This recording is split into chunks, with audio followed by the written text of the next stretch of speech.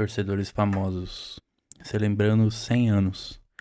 Davi Dalmal, 2009. Acrílica sobre tela.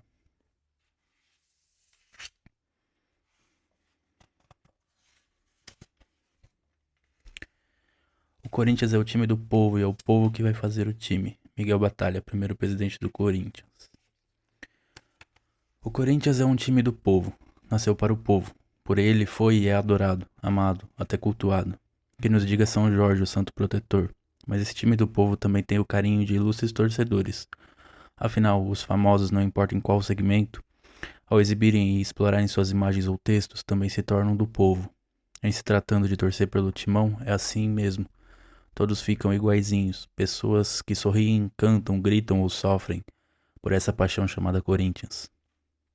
Você verá alguns desses corintianos que ora se deixaram fotografar, ora apenas escreveram um texto, uma frase, ou ainda expressaram sua paixão lançando mão de tudo que tinham de direito, texto e imagem.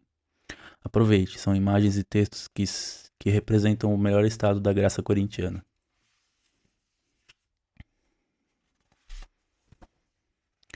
Hino do Centenário. Ê Coringão, 100 anos de tradição. Ê Coringão, guerreiro, time, timão. Mas o Corinthians vai crescer, crescer, crescer, com a vibração daquela fé. Tenha ela o nome que quiser. Força, magia, feitiçaria. Porque se o inimigo tem truque nos pés, o Corinthians tem 1910. Ê Coringão, 100 anos de tradição. Ê Coringão, guerreiro, time, timão. Dia de jogo logo cedo, que se passa comigo é segredo. Coração bate que pula. Senhor São Jorge é quem me segura. As fadas, musas olímpias, todas elas se dizem Corinthians. Eratos, Euterpes, Urânias, quietinhas, mas corintianas. Ê Coringão, 100 anos de tradição. Ê Coringão, guerreiro, time, timão. Tom Zé.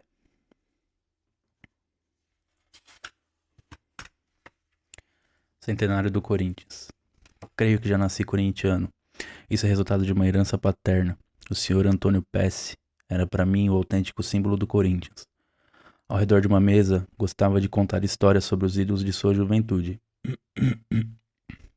Seus olhos brilhavam ao nos falar de Tufi, Grané e Deldébio, de Jango, Brandão e Dino. Esse homem fez penetrar em minhas veias o sangue alvinegro. Em dias de treino, levava-me ao Parque São Jorge, e eu podia estar perto de meus ídolos. Tirava fotos com Luizinho, Baltazar, Carbone, Homero. Conversava com Cláudio, com Hidário, com Gilmar. Enfim, era tudo o que queria um garoto de 9 anos. E hoje, assim como ele fazia, sou eu que vibro quando, ao redor de uma mesa, posso relembrar emoções vividas a partir de então. Foi difícil conter as lágrimas com o gol de Luizinho contra o Palmeiras, que nos deu o título do quarto centenário. Assim como foi difícil conter as lágrimas em 1974, quando nem Rivelino, meu ídolo maior, conseguiu vencer o Palmeiras na decisão do Paulistão. Mas como é sempre lindo reviver o gol de Russo contra o Fluminense em 1976, quando mais de 60 mil corintianos vestiram o Maracanã de preto e branco. O gol de Basílio contra a Ponte Preta, que consagrava o Corinthians como campeão paulista depois de 23 anos de angústias e frustrações. Apesar de tantos anos sem títulos, a fé corintiana parece ter sido multiplicada. Jamais o Morumbi recebeu um público tão grande. Quem veste a camisa do Corinthians merece a admiração e o respeito da torcida. Ao longo dos anos aprendi a agradecer ao talento de tantos deles. Mário, Roberto Belangeiro, Goiano, Rafael, Cabeção, Flávio, Dino, Paulo Borges, Zé Maria, o goleiro Ronaldo, Neto, Zenon, Sócrates, Vladimir, Tupanzinho, Casagrande, Marcelinho, Ricardinho, Rincon. Até os dias atuais, Felipe, Chicão, Elias, Jorge Henrique, Dentinho, Ronaldo. Afinal, são eles os responsáveis por essa crença que mantém o Corinthians como uma entidade especial e que faz o torcedor entender que ser corintiano era além de ser ou não ser o primeiro. Continuaremos a homenageá-los e a ser homenageados por eles. Outros surgirão e serão lembrados pelas gerações a seguir, pois durante mais de um século serão eles a sustentar a chama acesa dessa religião chamada Corinthians. Toquinho.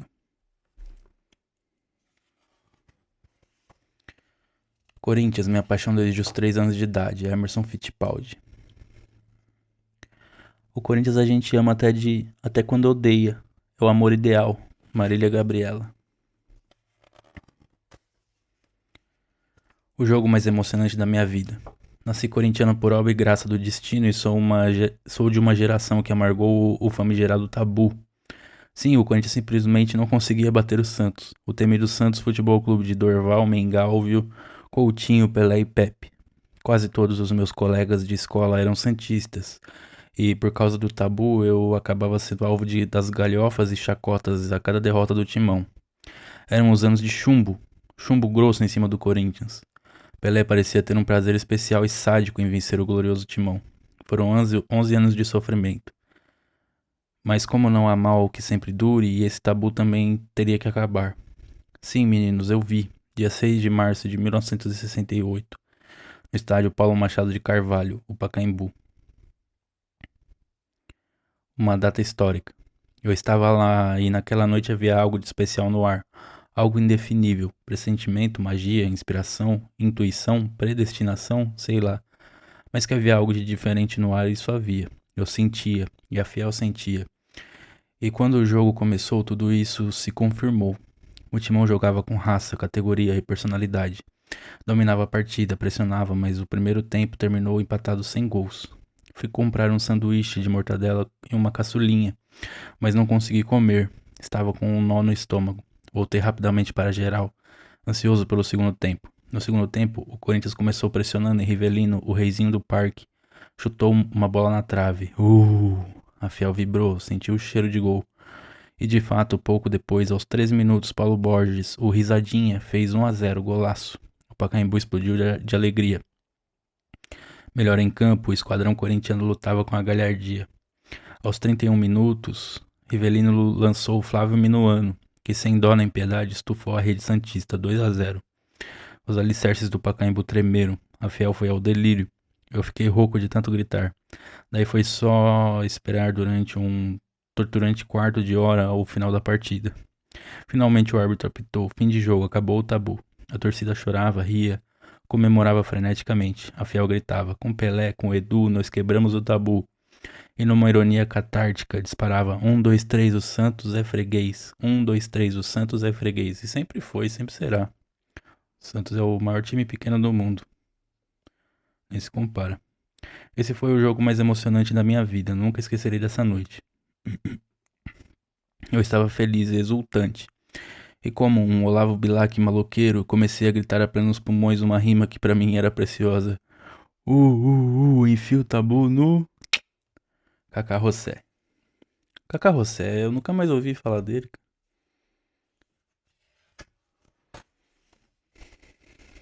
Eu gosto de dizer eu sou corintiano, isso diz tudo. Quem é corintiano sabe o que estou dizendo. Hortência. Sabe o que essa foto tem de bonito? A camisa. Washington Oliveto. Dois estágios da paixão. 1977. Não tem corintiano que não tenha uma história. 23 anos em 7 segundos. Cronometrou aquele documentário magnífico do Di Moretti. Lindo. Zé Maria centra, Basílio desvia, Vaguinho manda no poste. Vladimir cabeceia, bola rebate. Basílio fuzila. Ufa. Rever aquelas imagens é como chafurdar em algum abismo muito profundo do inconsciente. Está lá, registrado, mas você nem sabe mais se viu mesmo ou se é só fantasia. Dan Stulbach, o ator, me disse certa vez que virou corintiano naquele dia. Quer dizer, naquela noite. Pela ansiedade da avó judia dele, matriarca da Barra Funda, ele percebeu que esse negócio de Corinthians devia ser coisa séria. Aquela senhora sólida, sofrida, discreta, descabelando-se por um time de futebol. Também quero ser assim, pensou o menino Dan. Continua assim, o Dan. Sou mineiro de BH e minha família toda é atlético. Eu era atlético. As pessoas têm dificuldade de entender, me acusam de traição, as piores coisas. Mas é que não tinha um campeonato nacional. Você tinha um time em cada estado. Eu era Atlético em Minas, Vasco no Rio. Influência de meu pai português. E Corinthians em São Paulo. O Corinthians me apaixonava mesmo à distância. Em 1968, eu era um pirralho e estava em Brasília, naquele dia da queda do tabu com o Santos. Na euforia, a peãozada de Brasília quase derrubou tudo que JK e Niemeyer tinham construído. Eu era Corinthians, sempre fui. E aí tinha aquela final de 1977 contra a Ponte Preta. Já morava em São Paulo, trabalhava na Veja, ninguém é perfeito. E claro, tinha o ingresso na mão. Bem, a gente está falando aqui de Corinthians. Quando a gente fala de Corinthians, tudo mais escala. Inclusive a vida pessoal. Nick Hornby, ou Hornby, super escritor inglês, tem um livro chamado Febre de Bola, em que ele conta o dia em que levou a namorada nova, linda, compreensiva, perfeita, no jogo do Arsenal, o time dele. O Arsenal atacava e a namorada da perfeita teve um chilique. Ele despachou a infeliz para a enfermaria e continuou lá, espremido num bando de marmanjos mal ajambrados. Dá pra entender? Dá. E olha que era um mero Arsenal, não chegava a ser nenhum Corinthians. De volta a 1977, chego aonde eu queria chegar. Recém-separado, com aqueles hormônios todos represados, pronto para descarregar minha energia nos pés do Palhinha e do Geraldão. Eis que me aparece na vida uma criatura diáfana, de palavras doces e cabelos de fada. A divina vez sucumbo, desabo, estremeço naquela semana. Paixão de terremoto. A noite da final tem um ingresso na mão. Miss V na outra. Horas dramáticas, decisão torturante. Eu já descrevi muitas vezes, até em livro que vivi naquela noite no Morumbi. Conto em detalhes os lances, a emoção, a angústia até o gol redentor do Basílio. Sou capaz de ir às mais cinematográficas minúcias. No entanto, não sei dizer, nem iria contar aqui, se eu estava mesmo lá no Morumbi, ou se estava encerrado com Miss V num gostoso ninho de amor. O corintiano haverá de entender minha escolha, num caso ou noutro. O que me lembro de verdade é que, ao acordar na manhã seguinte, as ruas de São Paulo estavam cobertas de lixo. Para festejar o título, os garis jogaram para o alto o que eles tinham mais parecido com confete serpentina. O povo estava feliz. Eu estava feliz. Nirlando Beirão, jornalista e coautor do livro Corinthians é Preto no Branco.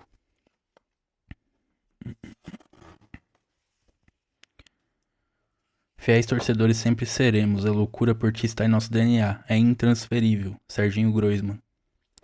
A camiseta do Corinthians para mim significa muita garra, raça e determinação de lutar sempre. Esse espírito guerreiro é o que sinto quando uso. Rubens Barrichello.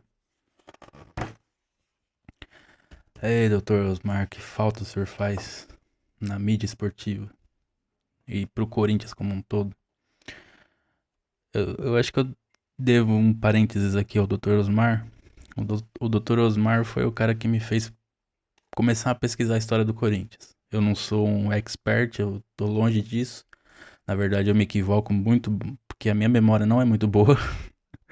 Mas eu pretendo escrever um livro sobre o Corinthians e, assim, estamos nas fases iniciais, mas vai acontecer. Mas, assim, eu quero dizer que eu comecei a me interessar quando eu vi esse senhor falando.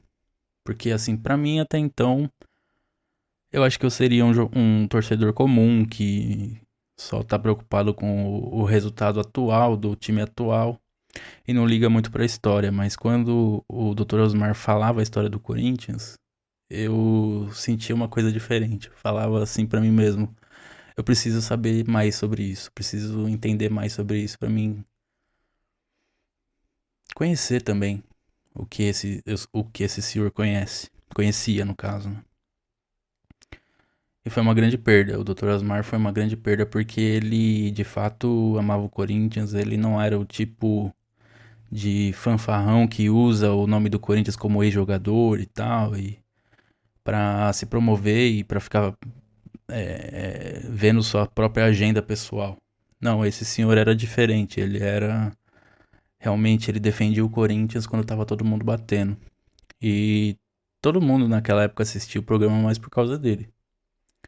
O programa, eu não vou nem lembrar se era debate, jogo aberto, eu não lembro agora qual que era.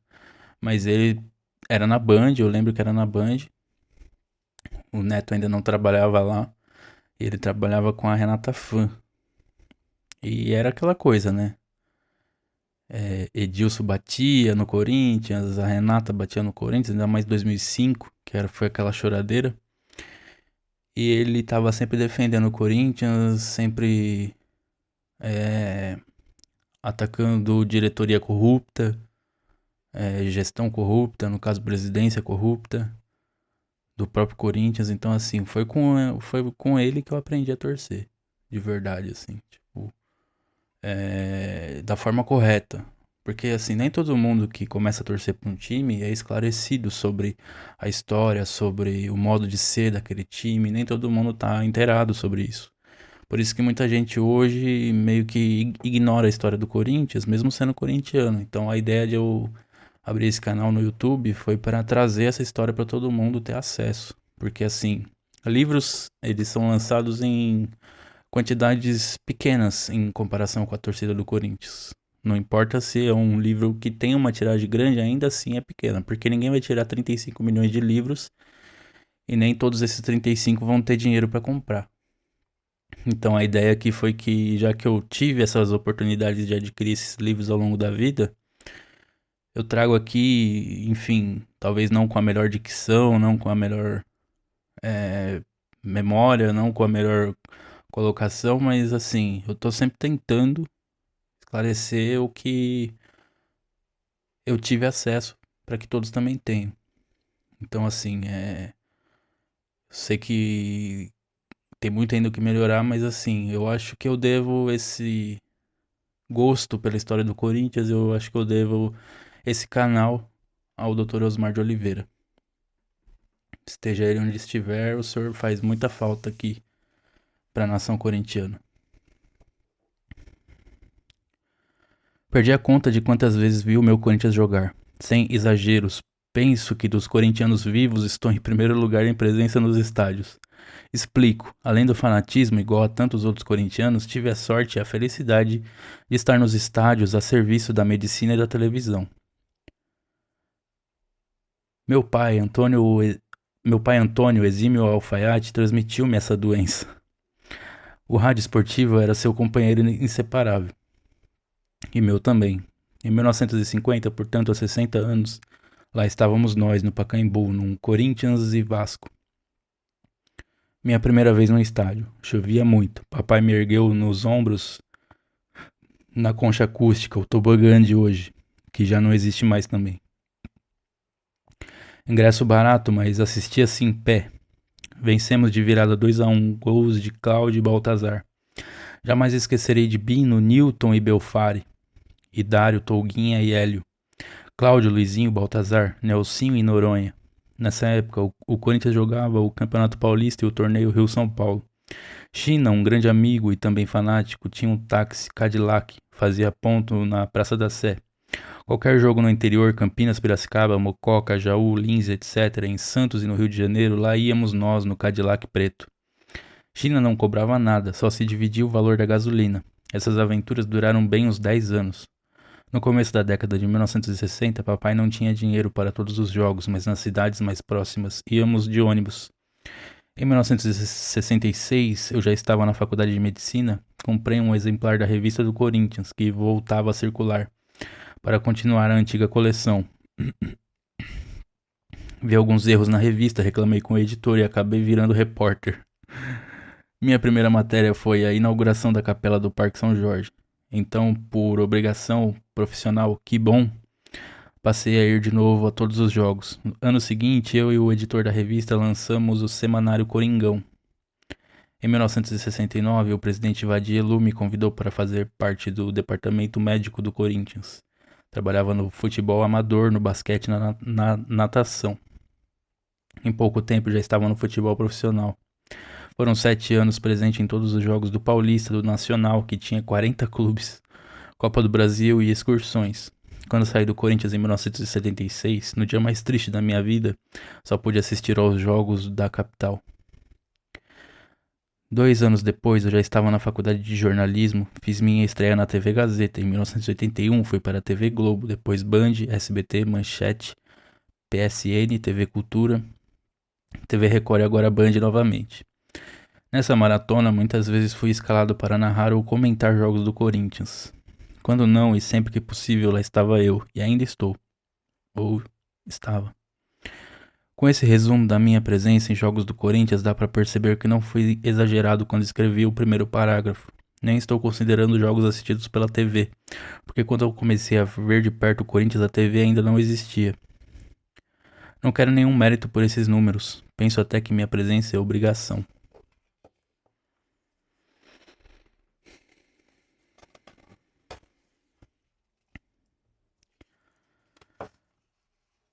Agora umas pessoinhas meio inconvenientes. Entendi que de fato era corintiano quando me vi nos ombros do meu pai, saindo junto com a multidão do Morumbi em 1977, comemorando o tão esperado título.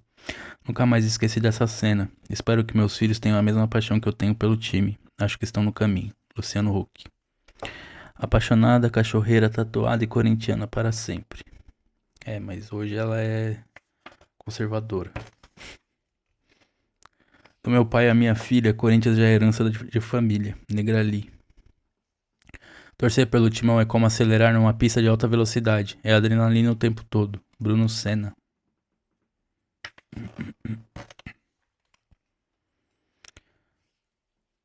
E Heródoto Barbeiro também. Ele também se colocava muito bem nessa questão do Corinthians.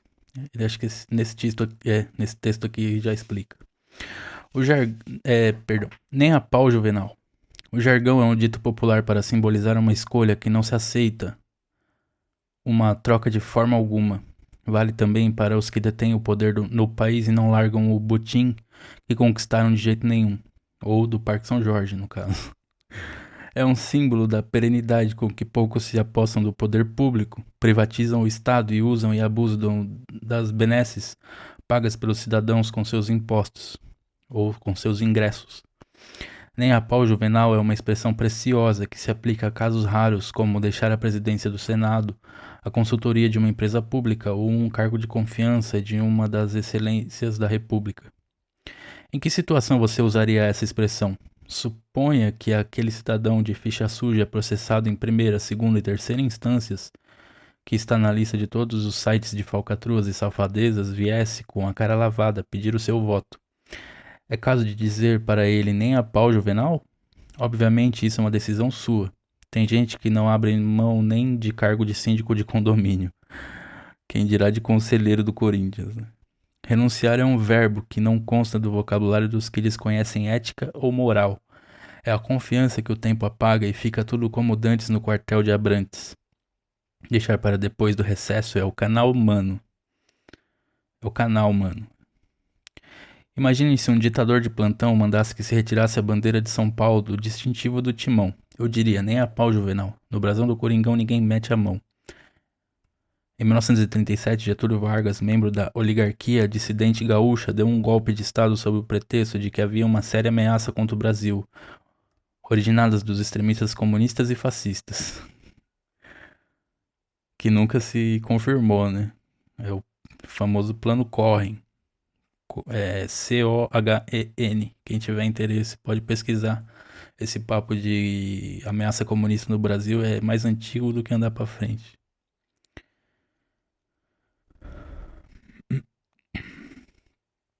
Forjou uma crise e implantou uma ditadura do Estado Novo, esse mesmo de inspiração fascista. Fortaleceu o poder central até onde pôde e desbancou as oligarquias tradicionais do poder. Ou seja, São Paulo e Minas, né? O café com leite. Café de São Paulo, leite de Minas. O símbolo dessa nova era, os ditadores dessa época todos prometiam um mundo novo. Seria apenas bandeira, hino e brasão da República. Vargas proibiu as bandeiras e símbolos estaduais, inclusive a bandeira do estado de São Paulo, por conta da insurgência do estado de São Paulo contra o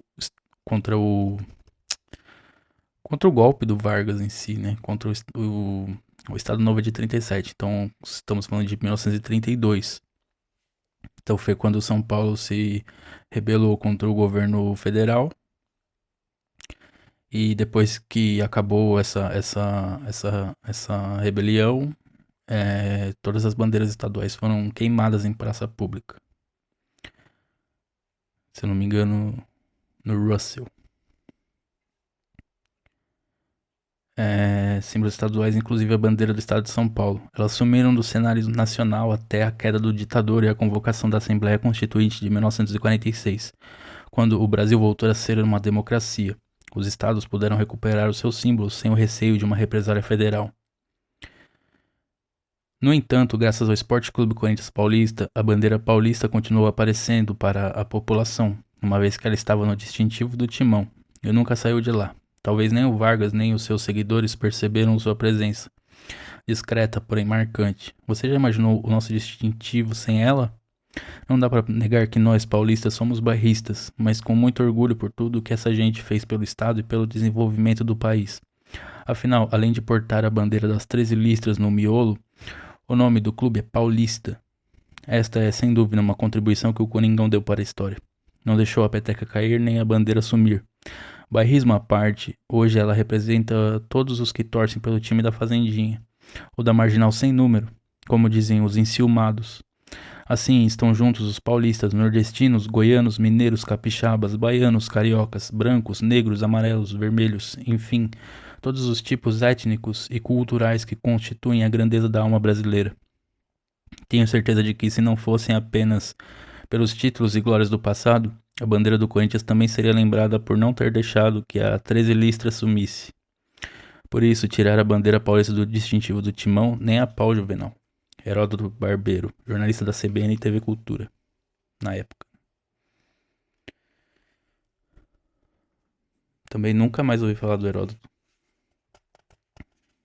Tem uma coisa também que é interessante, se eu não me engano, é no livro do Lourenço, que tem aí nas playlists do canal, mostra que a bandeira paulista seria a bandeira do Brasil, só que aí ela acabou perdendo lá não era um concurso, era uma escolha, né, que os caras faz lá, e acabaram escolhendo a bandeira verde e amarela pro Brasil e a bandeira das 13 listras veio para São Paulo. Por que ela tem 13 listras? Porque é preto, branco e vermelho. Preto dos negros, branco dos brancos e vermelho dos indígenas. Também tem outros simbolismos, que é preto do luto, branco da paz e o vermelho que caiu nessa terra por mãos bandeirantes. Então,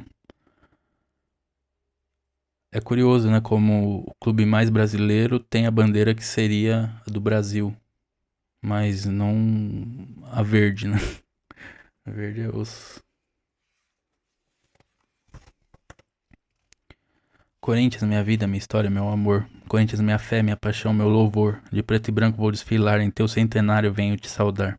Rapping Hood. Sou mais um daqueles que acredita piamente que quase tudo o que acontece na vida resulta de nossas escolhas e de nossos atos, ou seja, é você que determina o que quer ser, o que quer fazer e para onde vai. Digo quase tudo porque quando falamos sobre futebol a regra é outra. Não é você que escolhe o time que vai torcer, é o time que escolhe você. E estamos conversados. Corinthians só existe um. Charles Gavin.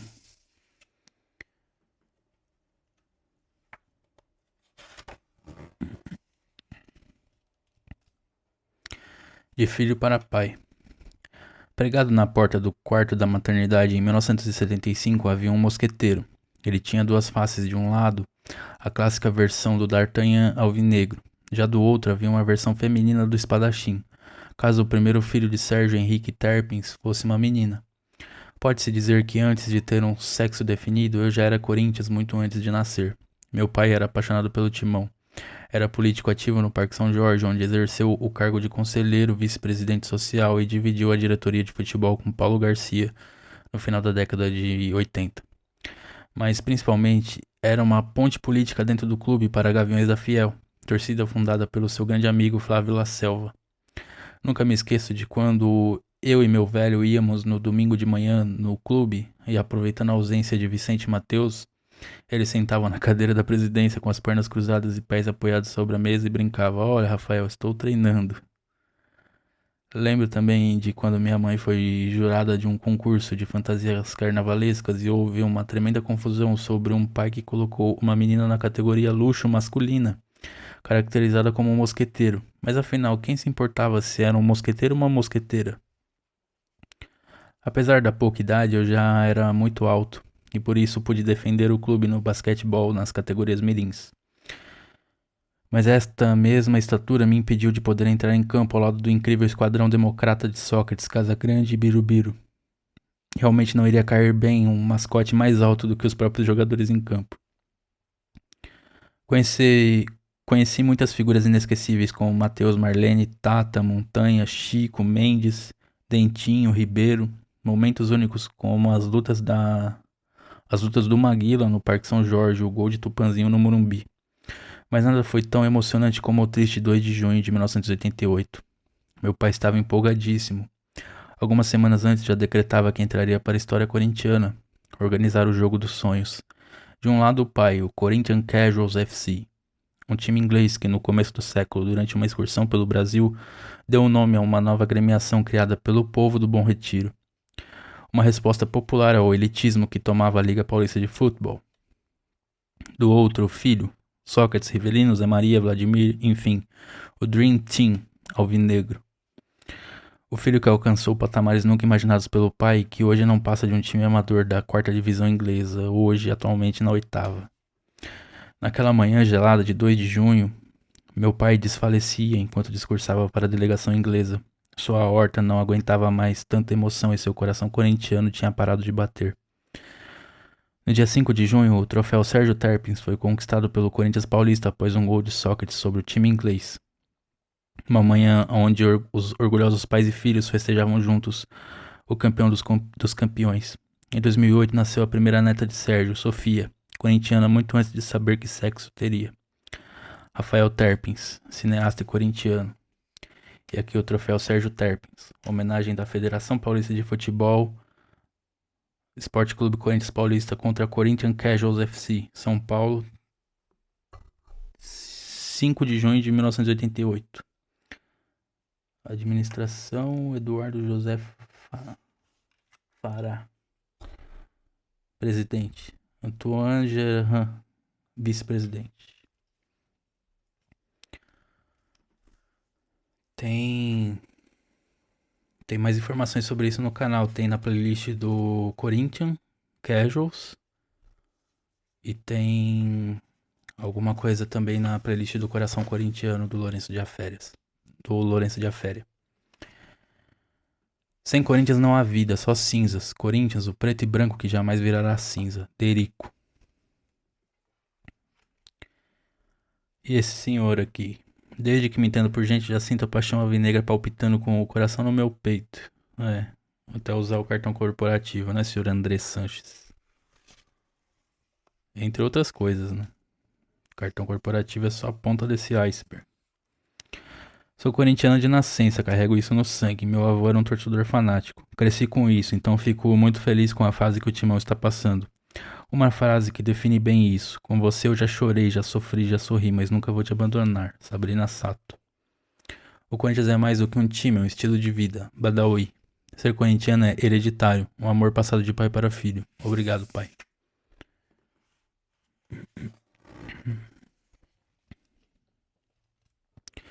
Eu vou torcer pro Timão e não quero nem saber. São Jorge no meu coração, guerreiro eu sou por você. EIB. Sampa é Brasil. E no futebol quem não viu, Doutor e Casão jogar. Luizinho e Baltazar. MCX. É muito difícil explicar uma paixão, por isso eu vou fazer como toda a nossa nação. Sou louco por ti, Corinthians. Tudo Braga.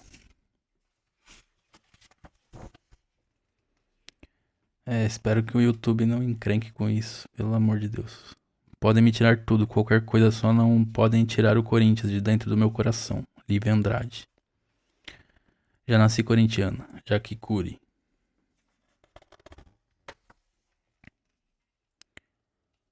O Corinthians é o preferido do povão, que são os brasileiros que suam a camisa, trabalhando todos os dias com muita raça, determinação e alegria.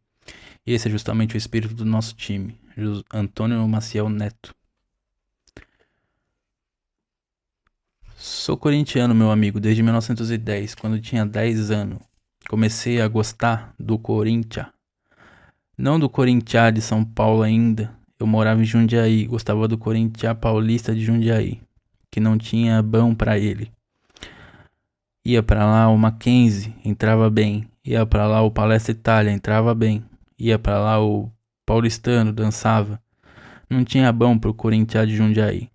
Agora, desde que mudei pra São Paulo, dos tempos de Tufi, Grané e Deodébio, Jango, Brandão e Dino, sou Corinthians daqui. Só tinha nego bom, o Rato de Maria, a famosa ala esquerda. Tinha também o Jaú, o Negrão bom, o Neco que batia de cinta no juiz e outros bichos bom. Em 22, o Corinthians foi campeão do centenário. Daí pra diante que eu me lembre, o Corinthians sempre foi campeão e eu sempre corintiano. Sempre, sempre, sempre. Naquele tempo, o jogador almoçava em casa e levava o carção, meias e chuteira debaixo do braço. O Corinthians foi sempre assim,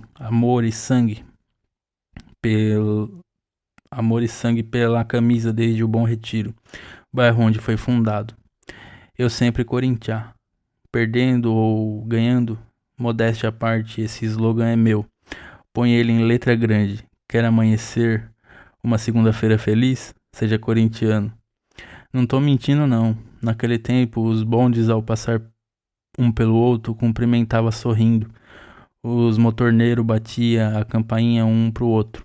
Era blém, blém, blém, saudando também o Corinthians.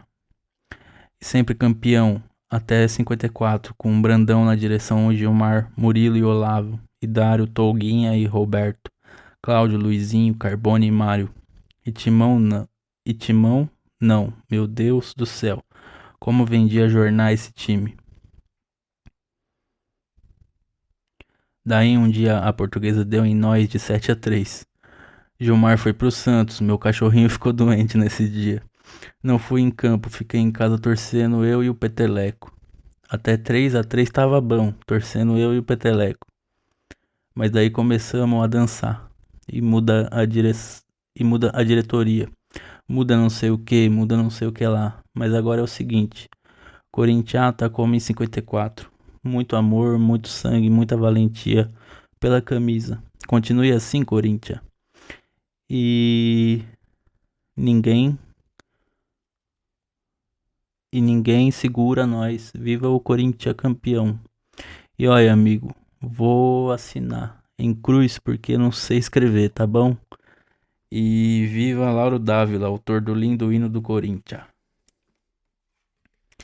Adoniran Barbosa, compositor.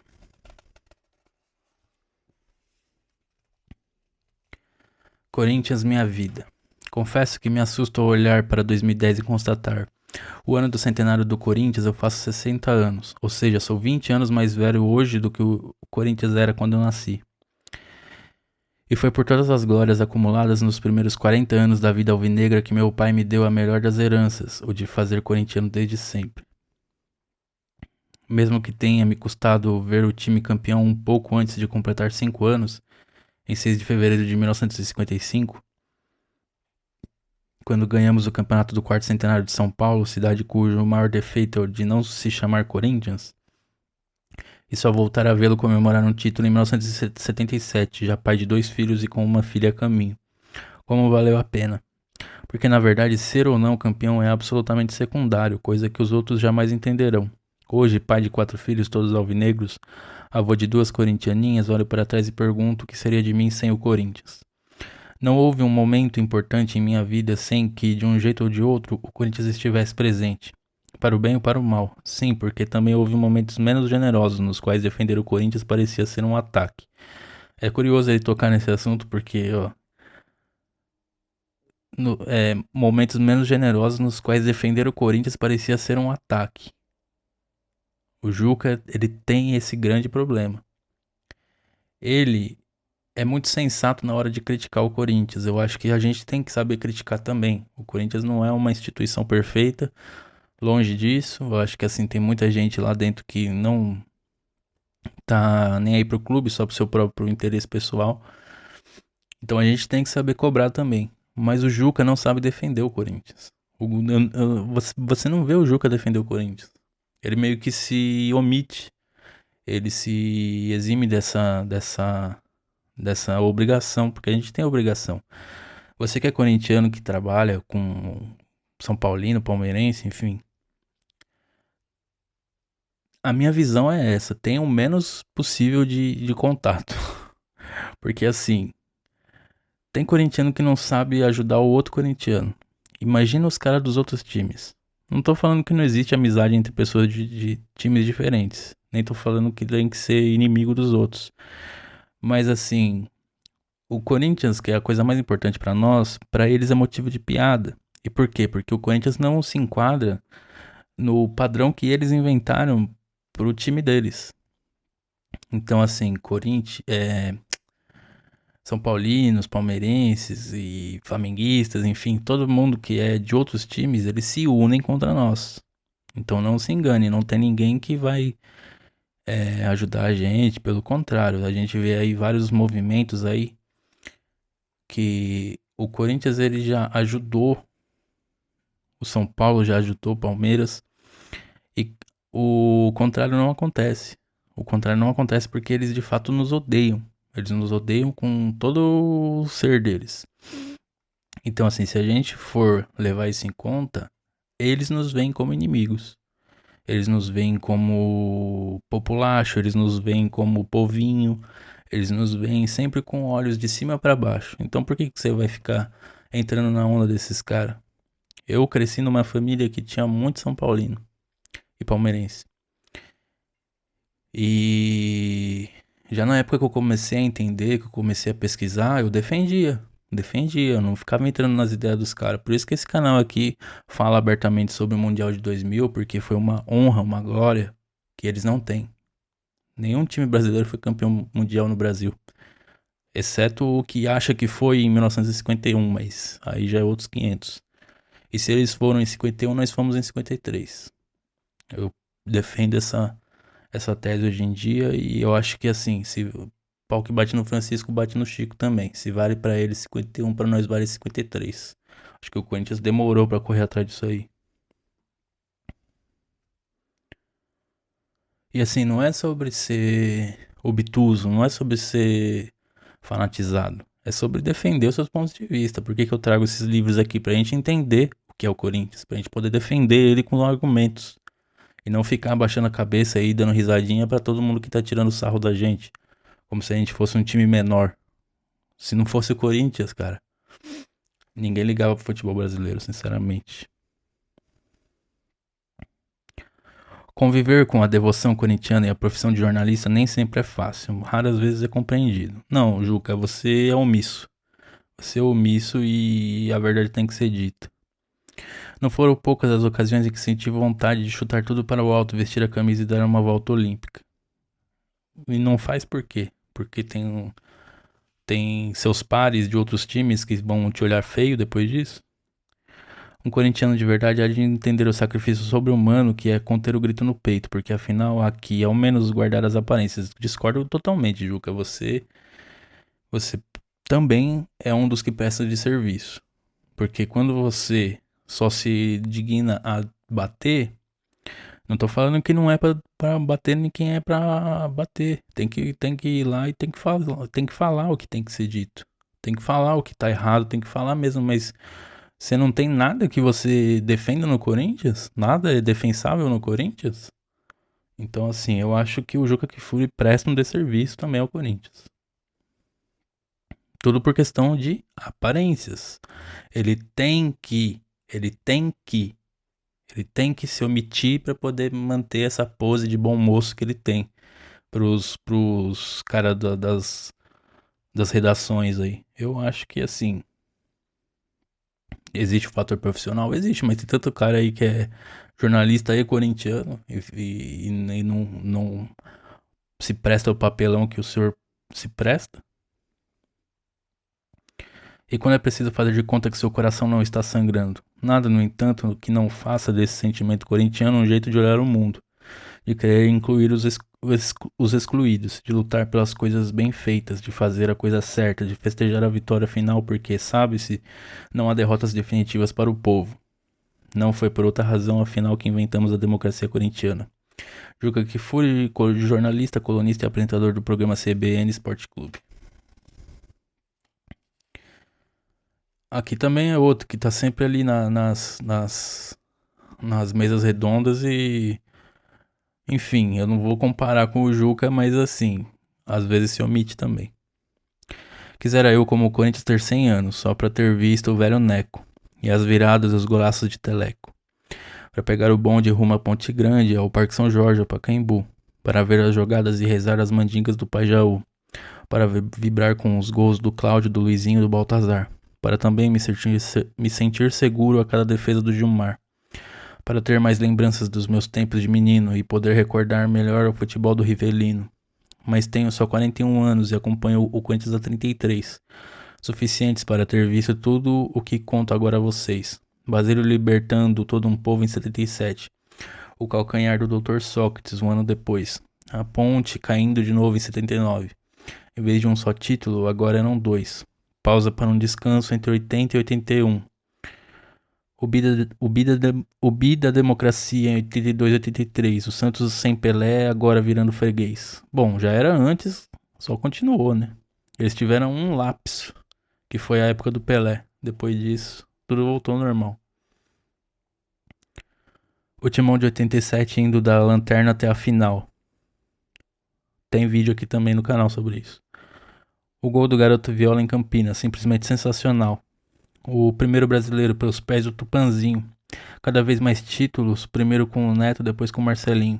As conquistas casadinhas, como as Copas do Brasil. E também aquelas avulsas, multiplicando as tradições e glórias mil. A torcida sempre com o time indo bem ou indo mal. O Corinthians cada vez mais paulista, mais brasileiro, mais mundial. Até mesmo a maior tristeza eu acho que compensou.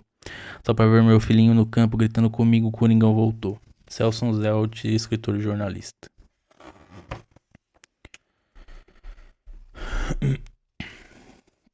Futebol é só Corinthians.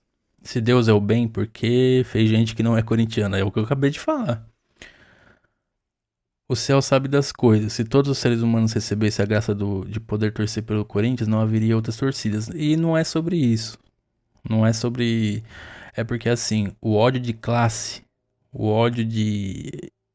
a- o ódio a gentinha, o ódio a povinho, o cheiro de povo, como disse o próprio Lourenço de Aféria, que pessoal que tem jeito de povo, cara de povo, cheiro de povo, sabe? Eles não gostam.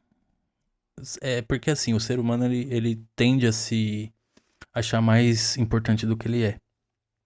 E nesse ínterim, ele vai usar de diversos artifícios de distinção de classe. Então, assim, convencionou-se durante décadas. Hoje tentam reescrever isso, mas convencionou-se durante décadas que o time do Morumbi era o time dos burgueses, o time da burguesia paulistana. Além de se situar ali no Morumbi, as vizinhanças do Palácio do Governo Paulista, do Palácio dos Bandeirantes, eles detinham a grana. Eles eram os caras cheios da gaita. A gente não, a gente tem o Andrés, que fabrica sacola de lixo, sacola de fruta, sei lá, o que ele faz. O outro lá, o Augusto, que tinha um lava rápido, sei lá, um estacionamento. Então, assim, a diferença de burguesias aí é muito grande. Quem tem burguesia boa lá é os caras do Paulo Nobre, que chega lá e dá dinheiro lá pros caras lá e depois recebe a juros baixíssimos. Então, assim, a gente sempre careceu disso, de empresários realmente comprometidos e abnegados pelo Coringão. A gente tem muita gente que se envolve na política do Corinthians pra ganhar benesses, pra ganhar carguinho, como diz o outro lá, pra ganhar ingressinho, pra ganhar churrasquinho, cervejinha gelada de graça. É isso, é a mentalidade pequena. Os caras não conseguem pensar no todo. Eles não conseguem pensar no Corinthians pujante, campeão continental diversas vezes, campeão mundial diversas vezes. Não, eles pensam no churrasquinho de final de semana. Então esse é o tipo de gente que tá lá envolvida no Parque São Jorge. Então assim, o Corinthians não é perfeito, ele não representa o bem e os outros representam o mal. Não é isso. E assim, a questão de ter outros clubes, tem que ter outros clubes, senão o futebol fica pobre, entendeu? Mas assim, a questão de pessoas que odeiam o Corinthians per si, que odeiam o Corinthians porque sim, sabe? Porque não sabem nem dizer porquê, é preconceito de classe, é ódio de classe, é racismo, é várias coisas que estão entremeadas no caudilho que criou o Brasil. Qual foi esse caudilho? Foi a escravidão. Infelizmente, quando nossos amigos lá do hemisfério norte vieram pra cá, eles vieram pra pilhar, saquear e destruir, matar, estuprar, enfim, fazer de tudo. Então, a questão é, pessoas se acham melhores que as outras. A torcida do Corinthians, ela, pelo menos o que eu percebo na maioria dela, não tem isso. O que tem são pessoas de de camada social pobre que se veem representadas num time forte, num time grande, que é o Corinthians. Então, assim, não é uma questão de que, não, só tinha que ter Corinthians, não é isso. Eu sei que o cara usou aqui uma força de expressão, mas a questão é mais embaixo, é uma questão de, assim, odiar o Corinthians é odiar gente pobre. Odiar o Corinthians é odiar gente preta. Odiar o Corinthians é odiar gente marginalizada. Entro naquela questão lá que eu falei uma vez aqui no canal, não lembro qual vídeo foi. Mas foi da vez que eu vi dois mendigos conversando justamente sobre o 5-0 que o Corinthians aplicou no São Paulo. Ou seja, o time do mendigo ganhou do time dos burgueses. E é esse tipo de revanche futebolística e social que torna o futebol tão interessante. Que, como disse o Inácio de Loyola Brandão, que também tem vídeo aqui sobre isso, o Descamisados contra Marajás. Procura aí que você vai gostar. É uma crônica maravilhosa que foi escrita quando o Corinthians ganhou do São Paulo em 1990, no Brasileirão. Ou seja, o time da Marginal sem número, o time que não tinha Libertadores, que não tinha Brasileirão, só tinha Paulistinha, como eles também gostam de se diferenciar nisso, ou seja, tudo aquilo que eles estão em desvantagem, eles desmerecem. É por isso que o Corinthians, para eles, não é campeão mundial de 2000, porque assim, eles não conseguem conceber a ideia do povo vencer.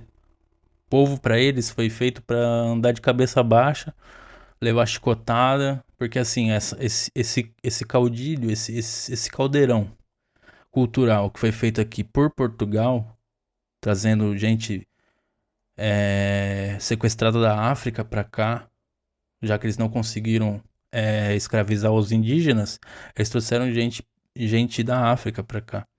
Então, assim, isso na psique coletiva, no inconsciente coletivo da população brasileira, estabeleceu-se o quê? Gente pobre não é gente. Gente pobre não merece nada. Gente pobre merece chicotada. Entende? Então é mais ou menos por esse prisma. Eu trabalhei com pessoas que não torciam para nenhum time, mas elas odiavam o Corinthians. Isso é de se pensar, isso daí é distinção de classe.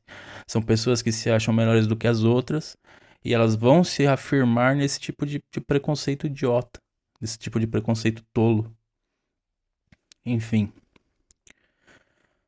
Se Deus é o bem, por que fez gente que não é corintiana? O céu sabe das coisas. Se todos os seres humanos recebessem a graça de poder torcer pelo Corinthians, não haveria outras torcidas.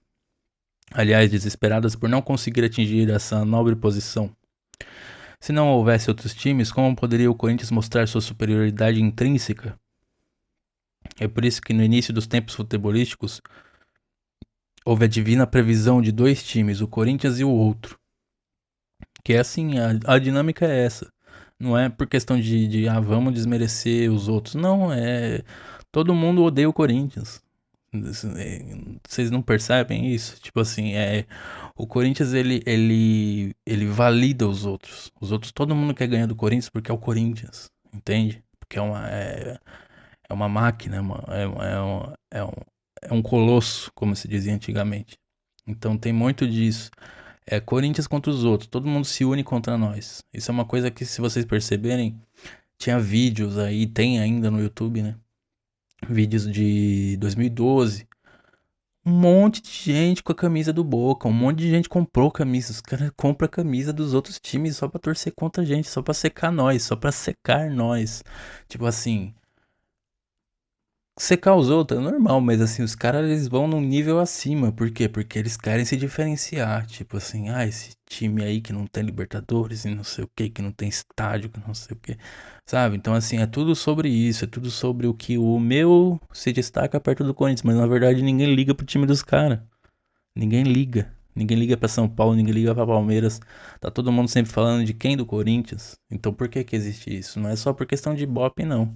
É por uma questão que, além de ter o Ibope da torcida corintiana, ter o Ibope da torcida anticorintiana. Por isso que críticas ao Corinthians são sempre tão dimensionadas, superdimensionadas. É por isso que no início dos tempos futebolísticos houve a divina previsão de dois times, o Corinthians e o outro, que nas conversas mais informais costumamos chamar de resto. Resto, é isso mesmo, resto é uma ótima definição. Mas esse é um livro de família, evitemos dar ao outro os nomes pelos quais o chamamos normalmente. O outro tem uma única característica: reunir os torcedores que, coitados, não são corintianos, por uma questão de facilidade na organização de campeonatos. O outro se subdividiu em seitas que se fingem antagônicas entre si. Exatamente, exatamente. Se fingem antagônicas entre si, mas na verdade são todas contra nós. Mas que tem no fundo um único adversário, o Corinthians, o glorioso e insuperável. Essas seitas deram origem a Palmeiras, Guarani de Bagé, PSV Eindhoven, Real Madrid, Chelsea, União de Araras, os dois Manchester, o São Paulo, o Fluminense, o Brasil de Pelotas, o Galatasaray, aqueles times de nomes impronunciáveis do Uzbequistão, da Alemanha, diga-se depressa, Mönchengladbach, aos inúmeros Dínamo da Europa Oriental, a CSA, CRB, ao Asa de Arapiraca, ao Ibis, ao 15 de Jaú e Piracicaba, ao Barcelona, ao Sport Recife, ao Vila Nova, ao Olympique de Marseille, são todos a mesma coisa, raspa do mesmo tacho, cachaça da mesma pipa, e existem apenas em função de não ser o Corinthians. Distinção de classe. Você pode ver que todos eles se apresentam como ricos, né? E só a gente que é pobrada, vai vendo. Embora o torcedor do Corinthians sou imparcial, reconheço que em certos momentos Pelé foi melhor que Jô. E até mesmo do que Herrera. O Herrera era da hora, mano. A turma menospreza ele mais do que o Romero, mas o Herrera, ele se colocava muito bem na área, ele fazia uns gols que, tipo, ele tava sempre muito bem colocado na área. Zico, em certos lampejos, chegou quase ao nível do grande Rodolfo Carboni, do ataque dos 103 gols. Rogério Ceni é bom de bater faltas, mas jamais igualará Gilmar, Cabeção e Dida naquilo que o goleiro deve fazer, que é pegar faltas. Isso é unânime, né? E chega, estamos aqui para falar do Corinthians e não do outro. Estamos aqui para lembrar que o Corinthians foi campeão com Tobias no gol, com Tupanzinho de centroavante, com Jairo no gol e ninguém teve camisa para contê-lo. Existe frase mais idiota do que perguntar quem é que vai enfrentar o Corinthians? É difícil, já que o importante é o Corinthians, não o seu adversário. Nossa, mano, esse cara escreveu esse texto perfeitamente. Mas existe, é perguntar a um corintiano como se sente quando o Corinthians perde uma partida ou um campeonato. O corintiano se sente bem, e se sente bem não por uma vitória efêmera, ou um troféu que vai ocupar espaço nos enormes salões atulhados por taças e copas. Sente-se bem por ser corintiano. O resultado das partidas, o resultado dos campeonatos é o de menos. Ganhar é bom, mas para o corintiano é como o glacê em cima do bolo. Na verdade, gostoso mesmo é o bolo. Como jornalista, já cobri Copa do Mundo. O Brasil perdeu nos pênaltis, mas não me sentiria capaz de cobrir jogos do Corinthians. Não abriria a mão dos meus princípios e dificilmente um veículo de comunicação deixaria de censurá-los. Não existe erro de arbitragem em favor do Corinthians. Logo, não existe acerto de arbitragem contra o Corinthians. 2. O resultado da partida não tem a menor importância. Importante é ver o Corinthians em campo e louvar suas cores. 3. Quando um jogador do outro time se machuca, é fingimento. Conforme o caso, cartão amarelo ou vermelho no ator que se fez passar por atleta. 4. Quando o jogador do Corinthians sofre falta, a deslealdade e a atitude anti-esportivas estão implícitas. Cartão vermelho no agressor. 5. O juiz sempre apita quando o Corinthians. Isso com certeza. Esses 5 aqui devia estar em negrito. O juiz sempre apita contra o Corinthians. Esse papo aí que Corinthians é apito amigo é coisa daquele cabeçudo desocupado. Corinthians é coisa séria. Ronaldo, o fenômeno, lutou a vida toda para poder chegar no Corinthians. Pelé, em sua longa e quase sempre vitoriosa carreira, jogou na praia, jogou nos Estados Unidos, jogou na seleção paulista, jogou na seleção brasileira, participou de campanhas que levaram o Brasil a 3 títulos mundiais. Mas quem pode o menos nem sempre pode o mais. Frustrou-se por jamais ter conseguido vestir a camisa corintiana, realizando o sonho de toda a vida.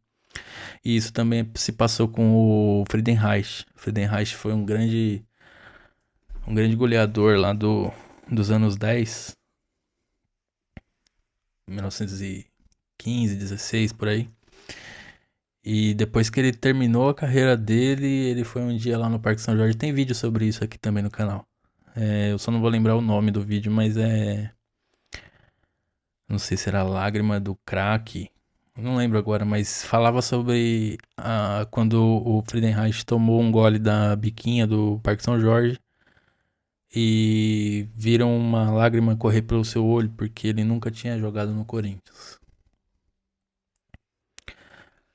Carlos Brickman, jornalista, corintiano desde que aos 6 anos se mudou de Franca para São Paulo e teve a honra de ser contemporâneo de Gilmar Homero e Olavo, Idário, Goiano e Roberto, Cláudio, Luizinho, Baltazar, Carbone, qualquer um.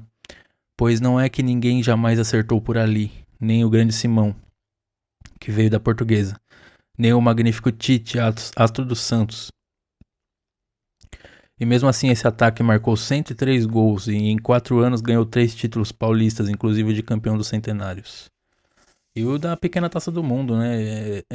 O pessoal meio que dá uma menosprezada, porque assim, o corintiano, voltando um pouco naquele assunto lá sobre 53, o corintiano ele não precisa, ele de fato não precisa pedir referendo da FIFA, da puta que eu pariu, não precisa. Mas assim, quando tá todo mundo fazendo, ué, se a gente ganhou uma pequena Taça do Mundo, já diz o nome, mundo, mundo, mundo. Quem ganha mundo é campeão mundial. E o termo pequena taça era porque assim, a Taça do Mundo era das seleções.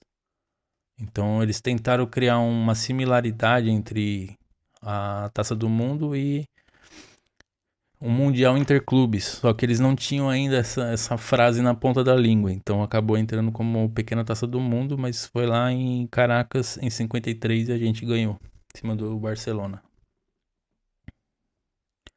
Se não estiver enganado. E mesmo assim esse ataque marcou 103 gols e em 4 anos ganhou 3 títulos paulistas, inclusive de campeão dos centenários. Domingo, 14 de agosto de 1957. Aquele foi um ano de grandes novidades. O presidente da república era o Dr. Juscelino, cujo sobrenome começava com Kubi e terminava com espirro. Kubitschek. Em fevereiro, iniciei o curso primário na escola paroquial e uma semana depois consegui ler a primeira frase da cartilha de alfabetização. Dalila vê a ave. Em agosto, escrevi a minha primeira composição com caneta tinteiro Parker. A irmã Hilda ordenara que cada aluno abrisse o caderno de brochura, deixasse 2 dedos de parágrafo e contasse uma história sobre o título Seu Passar de Ano. Meus colegas imediatamente se puseram a dissertar sobre seus sonhos de conhecer o Rio de Janeiro ou sobre os presentes que gostariam de ganhar no Natal daquele ano. O preferido da maioria era um revólver de espoleta. Mas eu tinha outras ambições. Se eu passasse de ano, eu garatujei. Eu queria que meu pai me levasse para ver um jogo do Corinthians. Tirei nota 70, porque no interior existem 2 idiomas diferentes, o que se fala e o que se escreve. Por isso errei ao grafar o nome do meu time e também do jogador que eu mais queria ver, Baltazar. Minha mãe entrou em pânico ao ver tanto a nota quanto o conteúdo da composição. Para ela, estudo e futebol eram incompatíveis. Meu pai, entretanto, tinha outras prioridades. Antes, ele decretou eu tinha que ver o Corinthians. Depois, eu passaria de ano.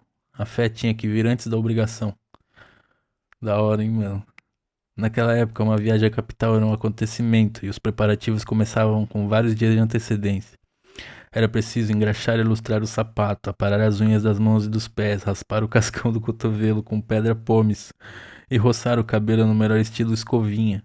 Num dia da semana, porque aos sábados o barbeiro cobrava mais.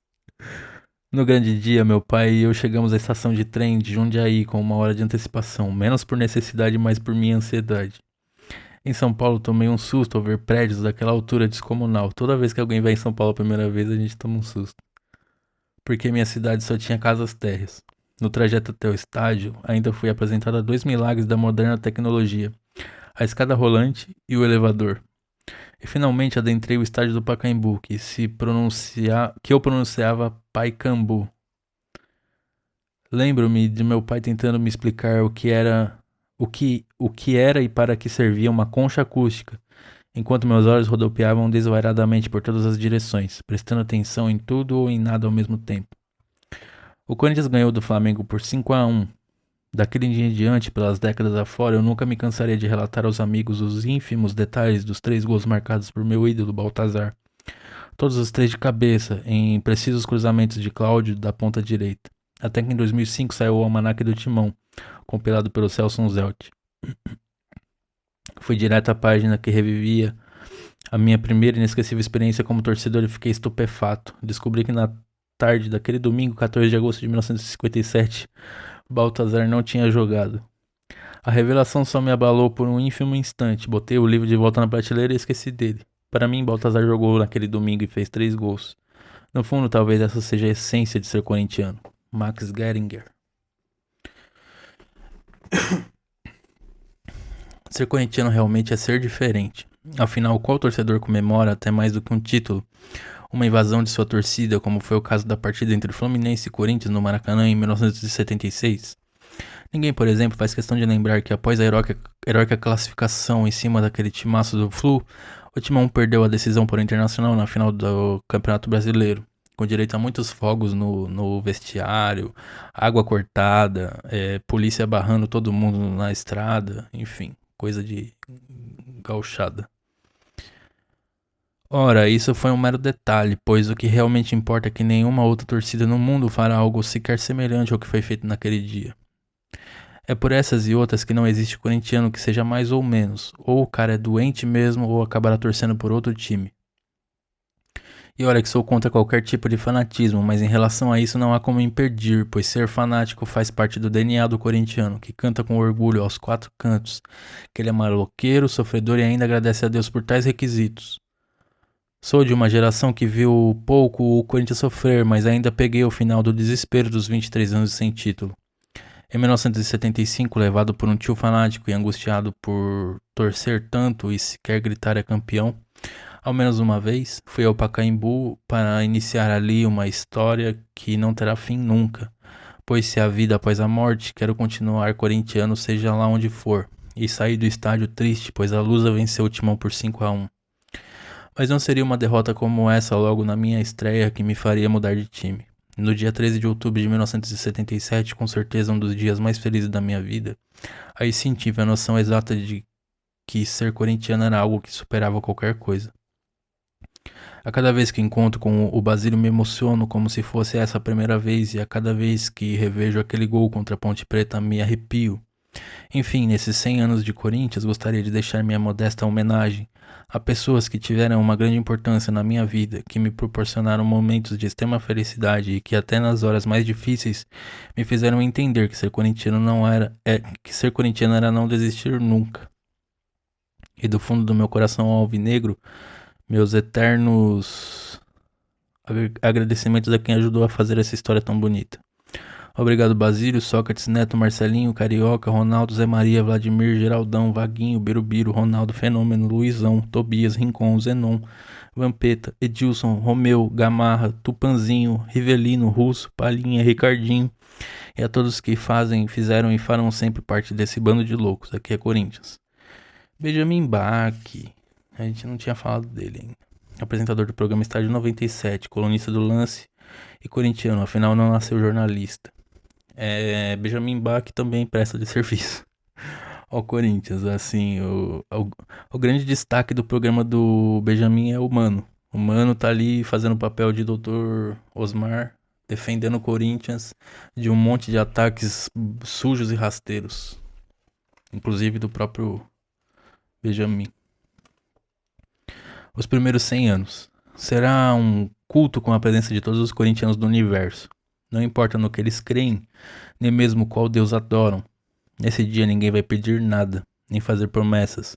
Esse encontro deve ter um único objetivo a ser anunciado nas rádios, jornais, emissoras de televisão, nos sites, blogs, twitters, pelo correio ou ainda pelas trombetas e clarins. Naves espaciais se encarregarão de espalhar por outros planetas o que estará acontecendo na Terra nesse 1º de setembro de 2010. Convocação ampla e restrita monumental. Nesse dia em que 100 anos de amor e paixão estarão sendo comemorados, cada corintiano deverá agradecer por ter nascido sob esse domínio que ninguém ainda conseguiu elucidar e que na verdade não precisa ser elucidado. Ao corintiano lhe basta o Corinthians. Agradecer é bom que se diga por esses primeiros 100 anos, afinal, muitos outros 100 anos ainda serão comemorados. E em cada uma dessas comemorações, esteja onde estiver, quero ser avisado e convidado. E como as mudanças nesse mundo são tão imprevisíveis, quero que o meu convite venha a cavalo. Um belo puro sangue paramentado em preto e branco, tendo São Jorge como portador. Estarei em alguma arquibancada à sua espera. Flávio Adalto, corintiano e jornalista. O Corinthians é um avião. Gustavo Rosa, 2009. Olho sobre tela.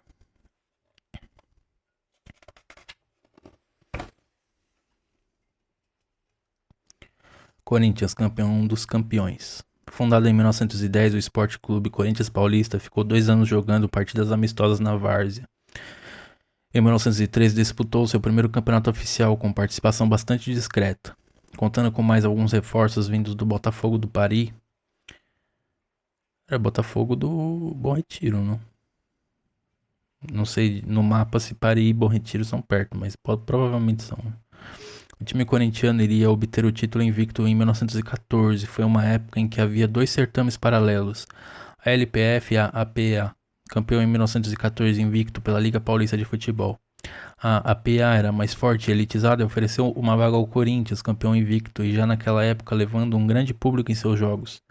O Corinthians não se inscreveu na LPF e a APA acabou dando um golpe e não deu a vaga ao Corinthians. Resultado, o time não participou do campeonato nem por uma e nem por outra liga. Ficou só nos jogos amistosos, ou seja, foi um golpe que a gente sofreu dos cartolas da época, né?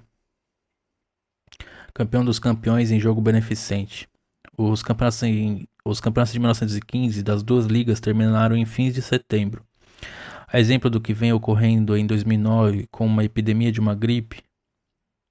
Na época era a gripe aviária, né? 2009 foi a gripe aviária. Com uma epidemia de uma gripe, em 1914 e 1915, a instituição beneficente espanhola vinha atravessando uma grave crise financeira, em virtude das mais diversas epidemias, inclusive a gripe espanhola, que matou milhares de pessoas no Brasil. No futebol, as 2 ligas se uniram em prol de salvar financeiramente a instituição. Convidaram os campeões das 2 ligas, dos recém-terminados campeonatos, pela Liga o Germânia, campeão com 10 vitórias, um empate e uma derrota. Pela APA, o campeão foi a Associação Atlética das Palmeiras, nada a ver com o Palmeiras atual, com 9 vitórias, empatando uma e uma derrota. Mas como viria o dinheiro? Os 2 times eram de colônias estrangeiras pequenas, o dinheiro não seria suficiente. Os dirigentes da APA e da LPF pensaram rápido, convidaram o Esporte Clube Corinthians Paulista, time que não havia participado das competições, mas que em amistosos continuava atraindo a cada jogo um público maior. E o Corinthians quase ficou 3 anos seguidos invicto. O Corinthians só perdeu entre 1914 e 16, ele só perdeu 2 partidas em 1915, partidas amistosas. Contra a seleção paulista. Então não foi contra qualquer time, não. Foi contra a seleção paulista da época. O time que não havia participado das competições, mas que em amistosos continuava atraindo a cada jogo um público maior. O Corinthians aceitou. Corinthians contra 2 campeões. O primeiro jogo contra a Associação Atlética das Palmeiras no campo do Velódromo. Com um futebol empolgante, o Corinthians venceu por 3-0. O segundo jogo foi contra o Germânia e o Corinthians goleou o campeão por 4-1. No final do jogo da grande conquista, os torcedores passaram a gritar no estádio do Velódromo: o campeão dos campeões, manchete dos jornais do dia seguinte. Assim surgiu o campeão dos campeões, João Bosco Tureta, jornalista e escritor. Também tem uma outra versão sobre o campeão dos campeões, que é a Taça PA de 1929. 1930. Que foi Corinthians e Vasco lá em São Januário. O Vasco era campeão carioca, o Corinthians campeão paulista. E deu Corinthians de virada, 4-2, se eu não me engano. E aí também era um título de campeão dos campeões.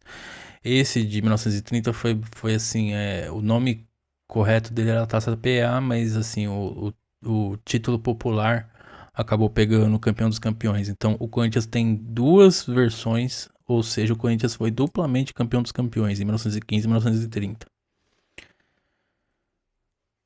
O ponto fraco foi o calcanhar. Assim como quem herda um posto de gasolina, passaram minha paixão por livros. Era daqueles garotos magros, usava óculos e lia Moby Dick na rede do sítio, enquanto meus primos e minha irmã brincavam na piscina. Li ao lado da minha bisavó escritora, que certa vez fingiu não ouvir direito quando perguntei se poderia pular parte do sermão. Também jogava tênis e não me arriscava em outros esportes. Quando o convite para jogar futebol era mais insinuante, dizia que a bola poderia quebrar o aro do meu óculos, às vezes azul ou vermelho, como o do Herbert Viana. Quando não tinha jeito, ia para o gol. Fazia questão de escolher o time mais forte para ter certeza de que o meu contato com a bola seria mínimo. Tinha 9 ou 10 anos então e nada sugeria o nascimento da minha paixão atual pelo Corinthians. E também só fui me interessar depois dos 14. Em geral, é o pai ou o avô que passa adiante as suas cores. Meu avô era americanófilo. Não que gostasse de carros e bombas atômicas, ou mesmo de beisebol, gostava mesmo de Melville, Faulkner e Mark Twain. Não tinha um time de futebol e nunca ouvi ele mencionar qualquer clube paulista que não o clube de campo, ao lado da Guarapiranga. Nem foi o meu pai que me aproximou do time do Parque São Jorge. Sei que ele é santista e não são todos os pais de sua geração a de Pelé santistas. Só conheço 2 histórias do meu pai envolvendo futebol. Na primeira, alugou um carro em 1970 com um amigo e circulou pela Itália com uma provocativa bandeirinha brasileira no para-choques. Aproveitou-se do tricampeonato para provocar a italianada, doída pelo 4-1. Na outra, ele, que é fotógrafo, está também nesse livro, disse que uma das maiores ironias é que ele, que não gostava de futebol, provavelmente seria lembrado pelo retrato que fez de Pelé com uma coroa de louros. Mesmo assim, foi aos 9 anos que escolhi o Corinthians. Lembro de pegar bolinhas que ficavam próximas da rede e mandá-las para o fundo da quadra usando o calcanhar. Chutava sem nenhuma habilidade para frente, mas o meu calcanhar fazia um bom trabalho. Cada bolinha, cada bolinha atrasada vinha junto com um pequeno grito: Sócrates! Meu time fundamental então era aquele que tinha Birubiru, Casagrande, Zenon e Sócrates. O time de 1983, o do bicampeonato paulista, com o logo COFAP na camisa. Aquele do cachorrinho, da propaganda do cachorrinho. O grego Sócrates foi chamado pelo oráculo de Delfos de o mais sábio dos homens. O jogador que dividia o nome com o filósofo foi o meu primeiro ídolo do futebol. Lembro de pedir uma camisa 8 para minha mãe. Ou é ela quem lembra e eu tomei a memória para mim com o passar dos anos. Que também me deu um shorts preto e um quichute. Minha mãe, inglesa, da terra do futebol, também não tinha nenhuma ligação com o esporte, mas gostou que eu tinha escolhido um time com TH, que eu precisava ser falado com a língua entre os dentes. Corinthians. James Scavone, redator que só faz gol de letra. Amor de família. Em certa oportunidade me pediram para definir o que representa o Corinthians em minha vida. Simplesmente respondi que não conseguiria expressar tamanho sentimento somente com palavras. Afinal de contas, como explicar uma paixão inexplicável capaz de ultrapassar as barreiras da razão e principalmente do coração? Tudo começou no início do século XX, com meu avô uruguaio, que antes mesmo de se tornar um brasileiro de fato, tornou-se corintiano. Talvez maravilhado com as peripécias de Tufi, Grané e Deodébio, Neco e Amilcar. O seu legado no Brasil deu sequência assim como os seus frutos. Um desses frutos deu origem ao meu pai, de alma totalmente brasileira, seja no trato como na personalidade. Longe do carrancudo e frio estilo uruguaio do meu avô, porém, em uma coisa meu pai deu continuidade, o corintianismo. Cansou de brincar no quintal de sua casa no intervalo das partidas do Corinthians, quando acompanhava os jogos com o ouvido colado no velho rádio a válvulas, imitando com sua pequena bola as jogadas de Cláudio, Luizinho, Goiano e Baltazar. A árvore da família Martinez continuou dando frutos. A exemplo de meu avô, meu pai também aumentou a quantidade de corintianos no mundo. Primeiramente meu irmão, que nunca tirava do corpo uma encebada camisa listrada do Corinthians. Nos pés um quichute negro, calçado muito comum na época, que fazia às vezes de chuteira, tornando-se Sócrates, Casagrande, Birubiru e Zenon. Em seguida, cheguei e já não fazia mais parte da época do quichute, mas nem por isso deixei de surrar em meu corpo uma camisa branca do Corinthians com o patrocínio da Calunga. Muitas vezes no chão de concreto do quintal ou no asfalto da rua, descalço mesmo, me realizava como Neto, Tupanzinho, Viola e até mesmo Ronaldo. me aventurando no gol. Jogando na linha, quantas vezes ralei o joelho comemorando um gol, quantas broncas levei, enfim.